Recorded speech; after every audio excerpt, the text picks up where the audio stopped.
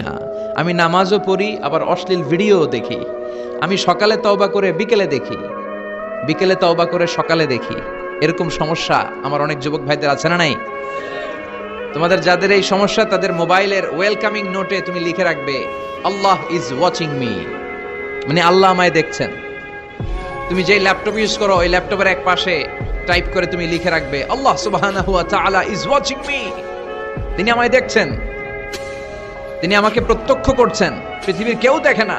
দরজা বন্ধ করে, লাইট অফ করে, জানালার পর্দা নামিয়ে দিয়ে একা একা লুকিয়ে লুকিয়ে অশ্লীল ভিডিও আমি দেখছি, কেউ দেখে না। দেখে কে? এজন্য আল্লাহর ভয়টা মুমিনের অন্তরে সব সময় থাকা চাই। আল্লাহর ভয় যদি কোনো মুমিনের অন্তরে থাকে, সে মুমিন কখনো পথ ভুলে যায় না, ঠিক কি না?